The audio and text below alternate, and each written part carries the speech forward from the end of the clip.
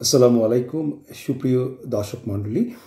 আজ পরাজয়ের চুক্তিতে আমেরিকানদের মুক্তির দেশা এ বিষয়ে আমাদের বাংলা পত্রিকাতে ডক্টর এ.কে.এম. মাকসুদুল হক একটি লেখনী পড়েছেন, আমি পড়ে শোনাচ্ছি।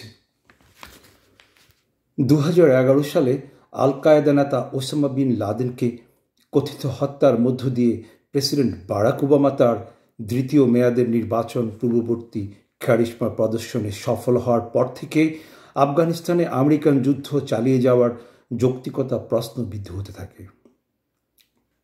অন্যদিকে ব্যাপক অর্থ ও জনবল ক্ষয়ের ভয়াবহতা থেকে বের হয়ে আসার জন্য আমেরিকান প্রশাসন পথ খুঁজতে থাকে। তারই অংশ হিসেবে 2014 সালে আমেরিকার নেতৃত্বাধীন ন্যাটো সেনাদের একটি বড় অংশ ফিরিয়ে নেওয়া হয়। এরই ধারাবাহিকতায় 29 ফেব্রুয়ারি 2020 সালে কাতারের রাজধানী দোহাতে আফগানিস্তানকে শান্তির দূতাবাস বইয়ে দেওয়ার কথা বলে একটি শান্তি চুক্তি হয়। দীর্ঘদিন ধরে শান্তি আলোচনার পরিপ্রেক্ষিতে এই চুক্তি স্বাক্ষরিত হয়।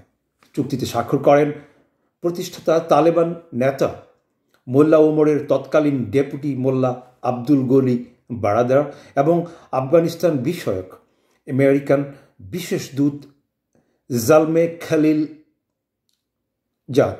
চুক্তির শর্তানুযায়ী তালেবানরা আফগানিস্তান আইএস ও আল কায়দাকে আশ্রয় দিবে না, তাদের সাথে সখ্যতা বন্ধুত্ব পরিত্যাগ করবে এবং আফগান সরকারের 1000 বন্দী সেনাকে তালেবানরা মুক্তি দিবে। বিনিময়ে আফগানিস্তানের যুদ্ধরত 14,000 আমেরিকান সেনা নিজ দেশে ফিরে যাবে এবং আফগানিস্তান সরকার 5,000 বন্দী তালেবান যোদ্ধাকে মুক্তি দেবে।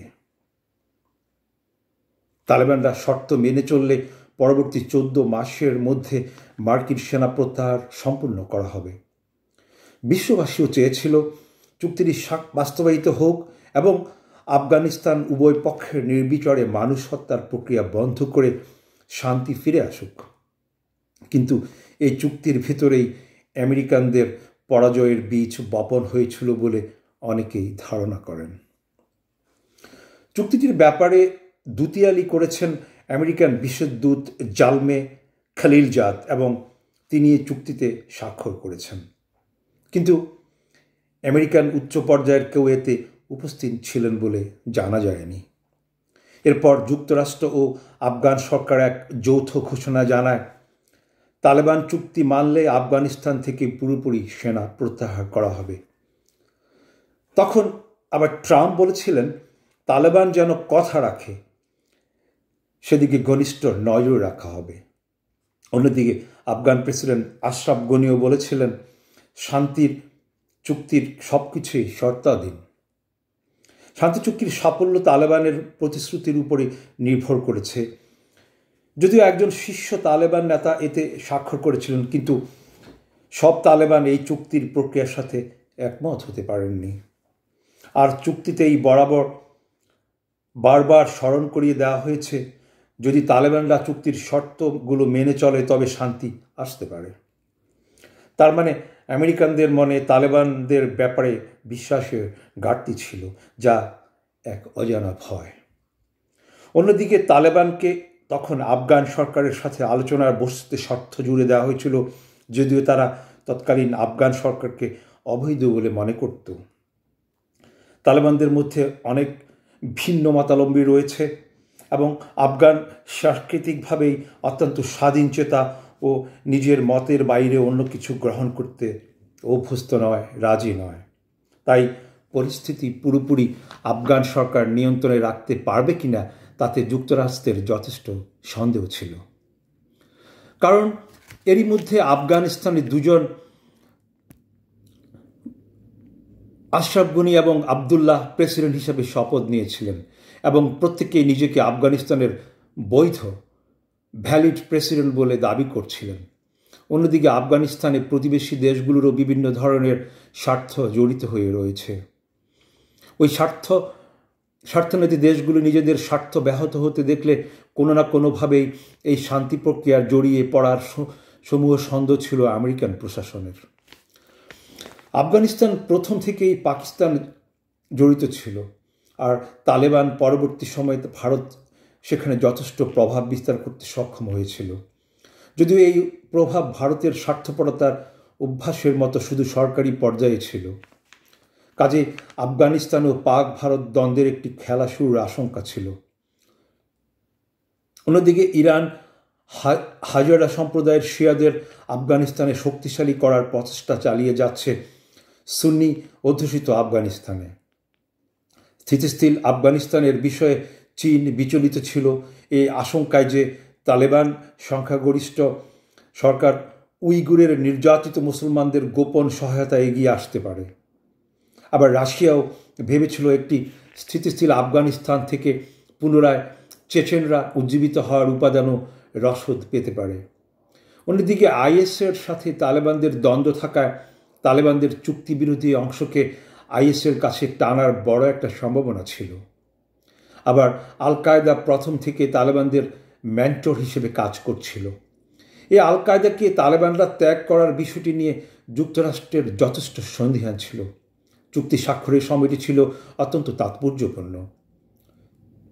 2012 সালে শান্তি আলোচনা শুরু করে যুক্তরাষ্ট্রের নির্বাচনের ঠিক আগে চুক্তিটিকে একটি পরিণতির দিকে নিয়ে আসাটা খুবই রহস্যময় মনে করেন বিভিন্ন বিশ্লেষকরা। তৎকালীন প্রেসিডেন্ট বারাক ওবামা তার নির্বাচনী ইশতেহারে আফগানিস্তান থেকে আমেরিকান সেনা প্রত্যাহার করে নিয়ে আসার ওয়াদা করেছিলেন। তিনি সেই ওয়াদা পূরণের চুক্তি সম্পন্ন করেছেন বলে তার নির্বাচনী প্রচারণায় এ ব্যাপারে যথেষ্ট মার্কেটিং করতে পেরেছিলেন। 2001 সালে প্রেসিডেন্ট জর্জ ডব্লিউ বুশ 9/11-এর হৃদয় বিদারক সন্ত্রাসী আক্রমণের প্রতিক্রিয়া সন্ত্রাসীর বিরুদ্ধে যুদ্ধ ঘোষণা দিয়ে আফগানিস্তান আক্রমণ করেছিলেন। এর মাধ্যমে তিনি তার ক্ষমতা আরোহণের পরেই অভ্যন্তরীণ সমস্যাগুলো থেকে আমেরিকান নাগরিকদের দৃষ্টি সরাতে সক্ষম হয়েছিলেন এবং পরবর্তী সময়ে তার দ্বিতীয় মেয়াদে প্রেসিডেন্ট নির্বাচন হওয়ার জন্য তার এই সন্ত্রাসীর বিরুদ্ধে যুদ্ধ প্রক্রিয়া মহৌষধ হিসেবে কাজ দিয়েছে। ঠিক এভাবেই পরবর্তী প্রেসিডেন্ট ডোনাল্ড ট্রাম্প ইরানের জেনারেল কাসেম সোলাইমানি এবং আইএসের নেতা আবু বকর আল বাগদাদিকে হত্যার মাধ্যমে তার নিজের অভিবংশন প্রক্রিয়াকে সামাল দিতে সক্ষম হয়েছেন এবং আফগান চুক্তিকে তার দ্বিতীয় মেয়াদে নির্বাচনের ট্রাম্প কার্ড হিসেবে ব্যবহার করার চেষ্টা করেছেন। তার কাছে আমেরিকান সেনা প্রত্যাহারের জন্য চুক্তি সম্পন্ন হয়েছে, এটি বড় অর্জনের বিষয় ছিল বলে মনে হচ্ছে। নইলে এই স্বাক্ষরিত চুক্তি বাস্তবায়নের গুরুত্ব বা সদিচ্ছা থাকা সত্ত্বেও একটি স্থিতিশীল আফগানিস্তান প্রতিষ্ঠার কাজটি তারা করেননি। অবশ্য যদিও একটি আফগানিস্তান আভ্যন্তরীণ বিষয়ে, তবু আমেরিকান কোনো দেশের আভ্যন্তরীণ বিষয়ে কখনো হস্তক্ষেপ করেননি এমন নজির নেই। অথচ প্রেসিডেন্ট বুশ একতরফাভাবে একটি স্বাধীন আফগানিস্তানের আক্রমণ করে দখল করে নিয়েছিলেন। তারপর বুশ গেল, ট্রাম্প গেল, জো বাইডেন আসলেন। অত্যন্ত লজ্জাকর বিষয়, আমেরিকার মতো একটি শক্তিশালী দেশ যারা কিনা দাপটে পৃথিবী দাবড়িয়ে বেড়াতো, তারা অত্যন্ত লজ্জাস্করভাবে আফগানিস্তান থেকে তাদের কূটনীতিকদেরকে, ডিপ্লোম্যাটিক কোরের লোকজনকে ছাদের উপর থেকে হেলিকপ্টার দিয়ে উঠিয়ে এনেছে। গর্ব, খুবই হতাশ লাগছে মার্কিন যে মোড়লদের এই কাজকামগুলা। কিন্তু আফগানিস্তানের বিষয়ে সমালোচকরা বলছেন যে আফগানিস্তানের যে তালেবান সরকার, সেই তালেবান সরকার কতটুকু যেতে পারবে। আফগানিস্তান জিওগ্রাফিক্যালি, ভৌগোলিকভাবে এমন একটি দেশ যে দেশে মার্কিন যে মডার্ন টেকনোলজি, যে দূরপাল্লার যে টেকনোলজি, অথবা আমেরিকার যে এত বছরের গবেষণা করা মারণাস্ত্রগুলো তারা ঢুকাতে পারেনি পাহাড়ের সেই বন্ধুর দুর্গম পথগুলোতে। ফিরে এসেছে মার্কিন সৈন্যরা। আমরা আশা করছি এই মার্কিন মূল্যকে বসে আফগানিস্তানের যে তালেবান সরকার, তাদের বোধগম্য হোক, তাদের কিছু যে এই যে আধুনিক পৃথিবীর সাথে কিছু জিনিস তারা তাদের ইশতেহারে, তাদের এই যে সরকার পরিচালনায় তারা যেন এই যে মেয়েদের পড়ালেখার ব্যাপারে, উচ্চশিক্ষার ব্যাপারে তারা যেন ছাড় দেয়। কিছু আধুনিক বিশ্বের সাথে টিকে থাকতে হলে তাদেরকে কিছু জিনিস কনসিডার করতে হবে, সেই কামনা করছি। আমি চেষ্টা করেছি ডক্টর এ.কে.এম. মাকসুদুল হকের এই লেখনীটি আপনাদেরকে পড়িয়ে শোনার জন্য। সবাই ভালো থাকবেন। প্লিজ আমার ইউটিউব চ্যানেল থিঙ্ক বিগকে সাবস্ক্রাইব করবেন, শেয়ার করবেন আমার এই ভিডিওটি, তাহলে আমি আরও কথা বলতে পারবো। সবাই ভালো থাকুন, ধন্যবাদ সবাইকে।